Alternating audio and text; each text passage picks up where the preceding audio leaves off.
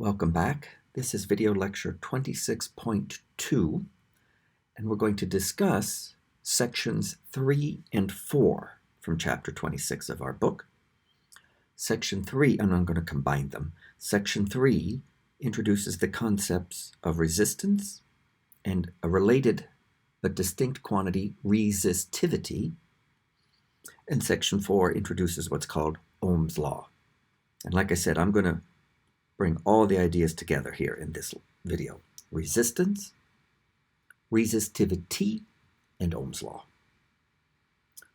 Let's start with resistance as a circuit property.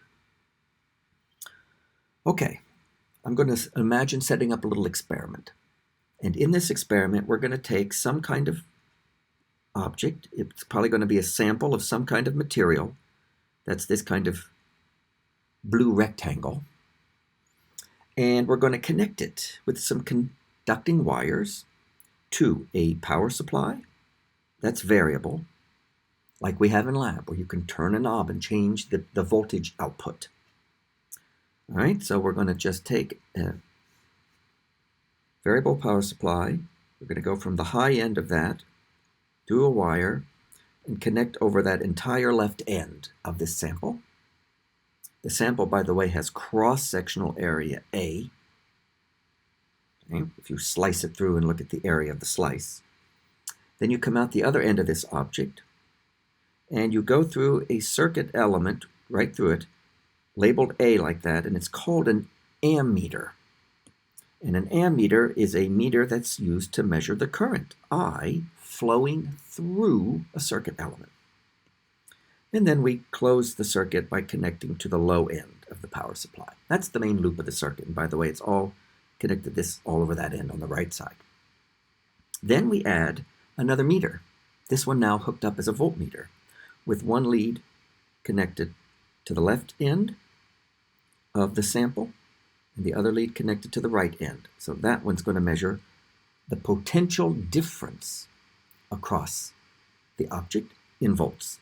Okay, so the voltmeter measures the potential difference V across the circuit element. Emphasize across. You measure potential difference across a circuit element. And the ammeter measures the current I through the circuit element. Current goes through. The pictures on the right, by the way, represent in A and B two different ways that you could literally connect your conducting wires to your sample. The kind of orange rectangle is our sample, and the silver lines are the leads from the wires.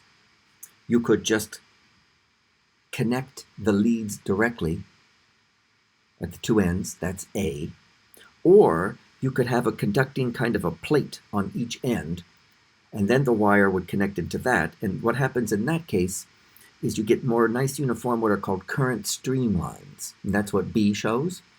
See how those evenly spaced, straight black lines there? Those represent the flow of current. Whereas in picture A, the flow of the current is more complicated, and therefore the resistance is more complicated. We're going to assume case B here. That's the way the leads are connected to our sample. All right, here comes the definition of the resistance of this circuit element, our sample. It's very basic. You use your voltmeter to record the potential difference V across our circuit element. You use your ammeter to record the current I through your circuit element. And V divided by I is by definition the resistance of the circuit element. Symbol, big R. That's it. Measure the potential difference across it in volts. Measure the current through it in amps. And V divided by I is by definition the resistance. Okay? Note the way it's defined with the I downstairs. Because a large resistance means that you're not going to get much current. Right? Or a small current, I, means you're going to have a large resistance. That's an inverse relationship. This definition is valid for any object whatsoever. I never did specify what that sample was made of. Okay? It's for any material. what you will discover is that in some situations, depending upon the kind of circuit element it is, the value you get for R may depend on the V of your power supply. Let me try to explain how that could happen. Depending upon the type of circuit element you have, here I'm going to go through two possibilities. With one particular circuit element, here's what you might discover. When you set the power supply such that the potential drop across the object is 1 volt, and you read your ammeter, you discover it's 1 amp. Okay? So then the resistance R would be 1 volt divided by 1 ampere, and the unit volt per ampere is given its own name and symbol. It's called the ohm, and the symbol is a capital Greek letter omega. All right, but then what you do is you change the output of your power supply until the potential difference reading on the voltmeter for your circuit element is 2 volts. But then you got to look at the ammeter and see what it reads, and you discover that, oh, well, it now reads 2 amps. So again, you get the resistance as 1 ohm. Then you change the output of your variable power supply such that the potential difference across the object is 3 volts. But then you got to look at what the ammeter says now, and you discover, sure enough, it now says 3 amperes. So the resistance is still 1 ohm. That's what I mean when I say that R may or may not depend on V. Well, there's a case where it does not depend on V. But here's another thing that could happen. I'll just talk you through this one. You have a different circuit element. And when you set the power supply such that the potential difference across this circuit element is 1 volt, you then look at the ammeter and you see the current is 1 amp. So the resistance is 1 ohm when the potential is 1 volt. Then you change the output of the power supply until the potential difference across the circuit element is 2 volts. And then you look at your ammeter and you discover it's 4 amps. 4 amps. So then the resistance is 2 divided by 4. It's a half of an ohm. So the resistance has changed when you change that potential, V. And that's what I mean when I say R may depend on V. It depends on the properties of that circuit element that's there. Some circuit elements may have a resistance that depends on V, and other circuit elements may not. And I've tried to give you examples of both. Here's something that R, the resistance, definitely depends on. The material of the circuit element. What is it made of? The temperature of the circuit element. And its shape, geometry. You'll notice I listed there a cross-sectional area A for the circuit element and a length L, because geometry is important with resistance. And as I mentioned, the SI unit of resistance is 1 volt per ampere, which is called 1 ohm. Okay, now I'm going to state Ohm's law because I've already actually described the situation. Here's what Ohm's law says. If the resistance does not depend on the potential V, does not, then the object is described as being ohmic. It's an ohmic circuit element. Okay? And in that case, if you were to make a plot of the current versus the voltage, watch out, that means the current I is on the vertical axis and the potential difference is along the horizontal axis, you will discover such a graph is a straight line, and the inverse slope is the resistance. So I just take that definition of resistance over there and I rearrange it. I equals, write it like this, 1 over R times V. Then this is what's plotted on the y-axis, and this is what's plotted on the x-axis. And if the resistance is independent of the voltage, then the resistance is constant. And 1 over R is constant. So 1 over R is the slope, and the graph will be a straight line. That's probably the easiest way experimentally to determine if a particular circuit element is ohmic. Take that setup right there, set the power supply to an output, record V and I, then change the power supply and get a new V and new I. Change the power supply and get a new V and a new I. Do as many of those pairs as you can do, and then graph I on the y-axis and V on the x-axis, and see if it's a straight line. If it is, your circuit element is ohmic, and the slope of that line is, watch out, 1 over R. That comes straight from the definition of resistance. Okay? All right. And so here is the same thing. An experimental way to determine if a circuit element is ohmic. There's your circuit element. There's a question mark on it because we don't know if it's ohmic or not. And we've got these leads on it here on one end and on the other end. And we're going to put the voltmeter across it. And we're going to record a positive value for the volt potential difference if the left end is the higher and the right end is the lower potential. And we're going to measure the current I through it. Positive if the current's flowing to the right. And if you measure a bunch of V's and I's and plot them, and you get a straight line when you do it, like here, going through the origin, then you know your circuit element is ohmic. And the slope of that line is 1 over R. 1 over the constant resistance. But if the circuit element produces any other kind of shape in the plot of current versus potential difference, then it's not ohmic. Okay? So this is an example of an ohmic circuit element, and this is an example of a non-ohmic circuit element. Because in this second graph, apparently when we did a lot of I and V measurements and plotted them and connected them by a smooth graph, it does that weird thing. Okay? And because it's not a simple straight line going through the origin, it's not ohmic. Okay? However, you can at any given point, like maybe right there, sketch the slope of the tangent, and the inverse of that slope is the resistance for that voltage.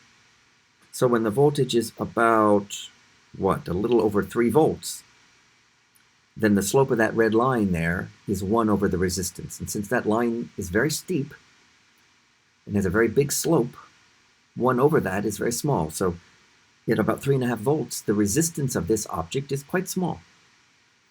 If you're down here near 1 volt, the line is practically horizontal, isn't it? The tangent line. So the slope is practically 0. And 1 over that is huge. So at about 1 volt, this circuit element has a huge resistance. And going between 1 volt and 3 to 3.5 volts, somehow the circuit element transitions from having a huge resistance to a tiny resistance. If you're curious, such circuit elements do exist, and they're called diodes. And they act like switches. If the voltage is the correct polarity and big enough, they have very little resistance and lots of current can go through. If the voltage has the incorrect polarity or just isn't big enough, they have a huge resistance and you really don't get hardly any current at all going through. So it's like having a closed switch and an open switch without actually having a mechanical switch. So there are circuit elements that are non-ohmic. We'll deal mostly with ohmic ones, mostly, and we just need to be able to recognize one when we have one. The main thing is an ohmic material has a constant resistance.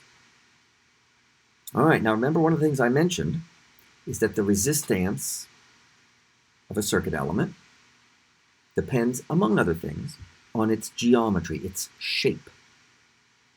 It'd be nice to have a quantity that's related to resistance, but that does not depend on the shape of the object.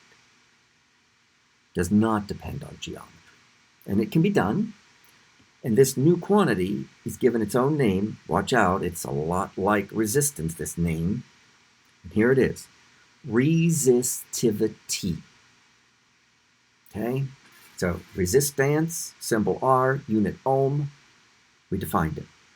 Now we're going to define a new quantity, resistivity. And I'm going to tell you its definition. First, I'm just going to give you that word. Resistivity of a circuit element is defined to be. Now, reminder, resistance of a circuit element was defined to be the potential difference across it divided by the current through it. Resistance of a circuit element. Now we're coming up with a new property of a circuit element. It's resistivity. And in this definition, you make two subtle changes to the resistance definition. Instead of potential difference across the object, you use the related electric field magnitude inside. And instead of current through the object, you use the related magnitude of current density. Okay? Electric field magnitude and current density magnitude. That ratio of those two magnitudes is by definition the resistivity of our object. Now what's the SI unit of resistivity? Well, it'll be the unit of electric field. I'm going to express that as volt per meter over the unit of current density, ampere over meter squared. You cancel one factor of meter squared, you end up with a meter upstairs. It's 1 volt times meter per ampere.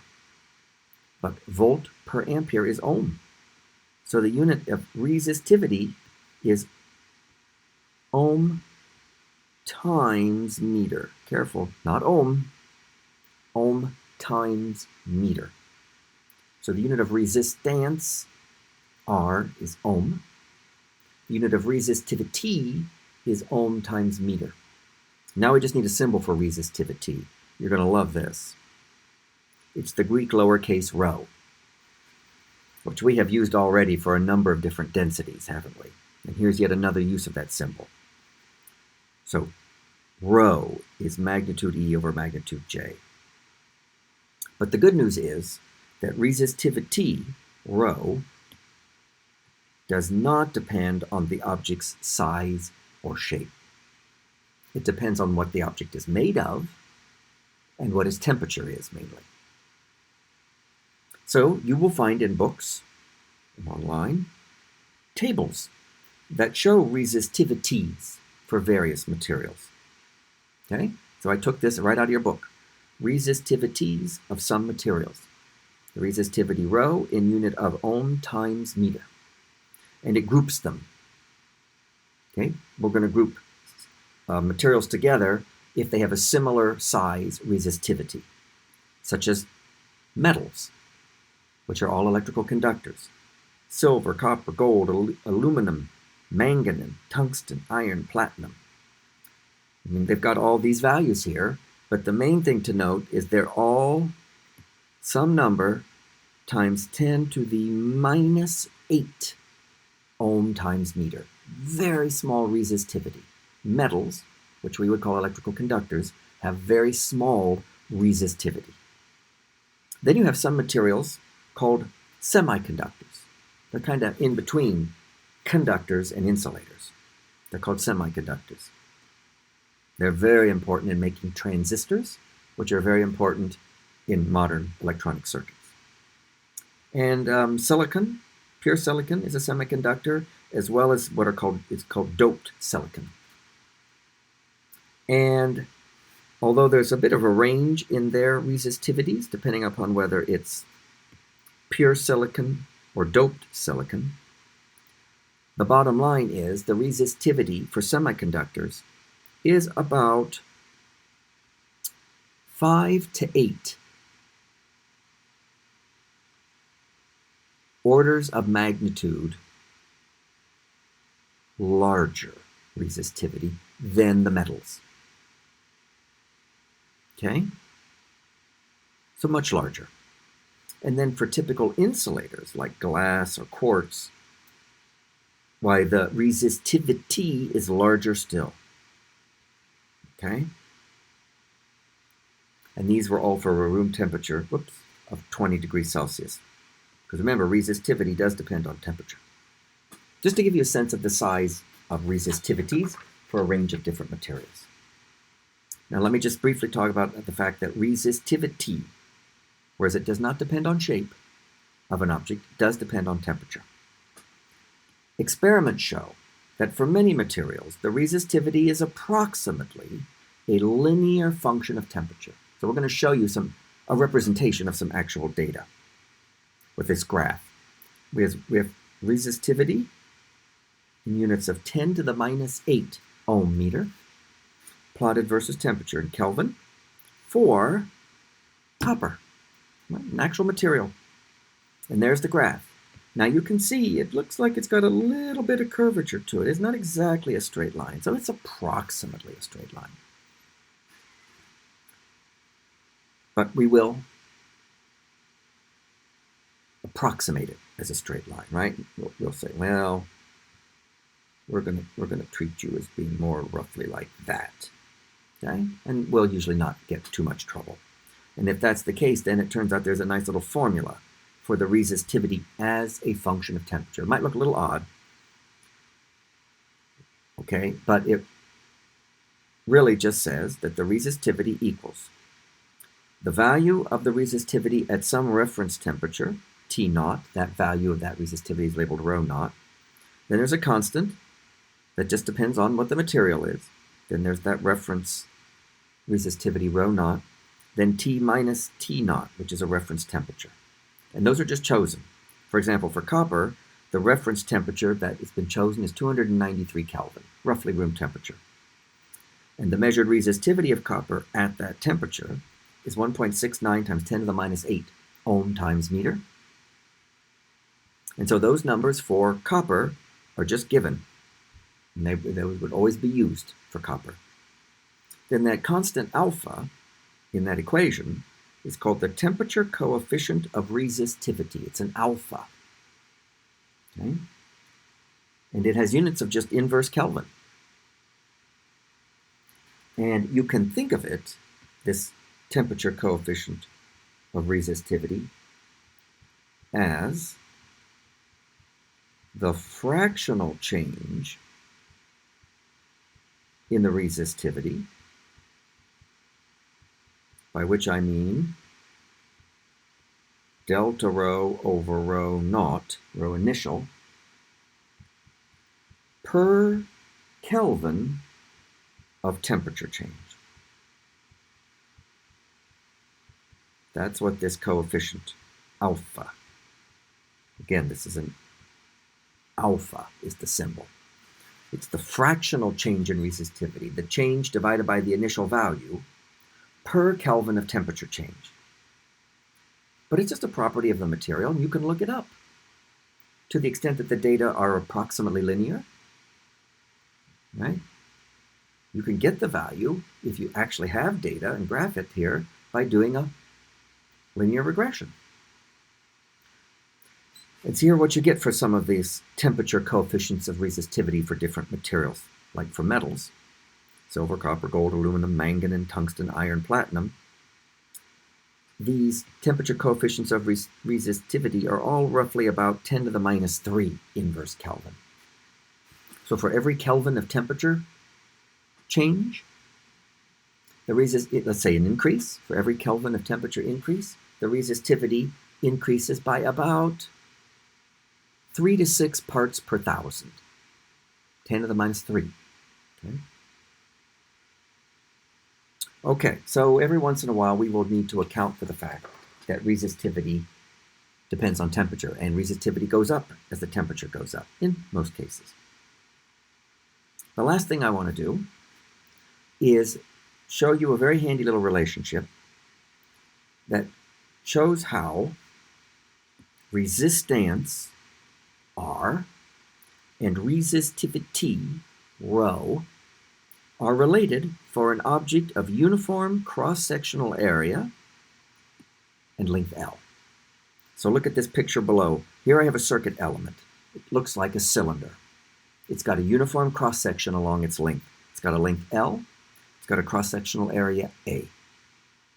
We're sending in a conventional current I from the left end, having it come out on the right end, and we're measuring the potential difference V between the ends. So from the definition of resistance, R is V over I. It's easy to rearrange that, solve it for I. You get I equals V over R. And now I'm going to derive this equation that's written right here, because that's what relates resistance and resistivity. Let me show you very briefly that derivation. Depends on a number of things. For example, the electric field magnitude inside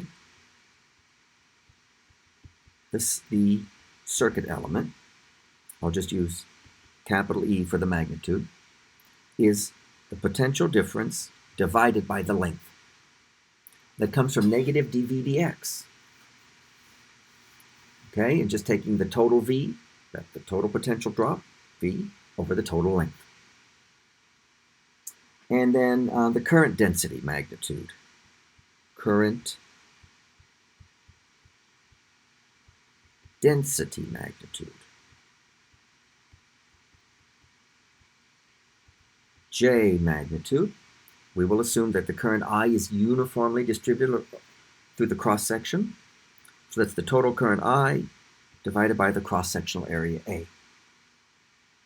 And then let's combine those two with the definition of resistivity. Resistivity. Symbol rho, that's the magnitude of the electric field over the magnitude of the current density. That's V over L over I over A, which is VA over LI for the resistivity. But wait, V over I is resistance, R. So this is R times A over L. Now rearrange it and solve this equation. So this is what rho equals. Remember, the resistivity equals the resistance times the area over the length. So we often rearrange that and write it as resistance equals resistivity times length over cross-sectional area. And you have a nice relationship between the resistance of this object, which does depend on its shape, and its resistivity, which does not depend on its shape. All right, let me just mention one more thing. Now this result, be careful, is for a circuit element with a uniform cross-section along its length. Meaning, if you slice this at the left end, you'll have a circle, here in this case of radius A. If you slice somewhere further along, you still get a circle of radius A. If you slice somewhere further along, you still get a circle of area A, I should say. And at the very end, you still have a circle of area A. No matter where you slice straight down, you get a circle of area A. It doesn't have to be a circle, okay? It just has to have a constant cross-sectional shape along its length. Here'd be an example of something that doesn't have a constant cross-sectional shape. It would be a circuit element that's shaped like a truncated cone. One end is a rather small circle, and then it widens out to the other end, which is a wide circle. And there's the central axis for symmetry. Okay, so it's kind of like a lampshade on its side. It's got a small radius at the one end, we'll call that A, and a larger radius at the other end, we'll call that B. And we're sending a current I in from the left end and out at the right end. How would you find the resistance of that? You can't use this formula I just derived, because that assumes that the circuit element has a uniform cross-section. I'll just tell you a little bit of a hint. What you can do is imagine taking this non-uniform shaped object, this lampshade, and dividing it up into an infinite number of infinitesimal disks, each of length dx, because I'm going to think of this as an x-axis, with this end at x equals 0, and this end at x equals L. And it has some radius here, r, that's a function of x. And if I tell you a and b and L, you could find how that r depends on x, that radius. And then the resistance, the resistance dr of that disk is rho times its length, dx, over its cross-sectional area, pi r squared, which is a function of x. And then you got to add up the resistances of all the little slices from one end to the other, which means integrate. And when you're done with that integral, you'd have the resistance for that whole thing. That's an interesting little challenge. You might want to think about that some more if you want to try to figure out the resistance of something like that. I will just lead you here with a class engagement exercise for Blackboard. It goes like this. In the figures below, we have 3 cylindrical copper conductors along with their face areas and lengths. See them there? A over 2, A over 2 for the area of the face, length L, 1.5 L, L over 2, or 0.5 L. Okay, the same potential difference V is applied across these lengths, with each connector making contact across a full end face, like we've been talking about. Here's the task. Rank the 3 conductors, A, B, and C, according to the current through them, greatest to smallest.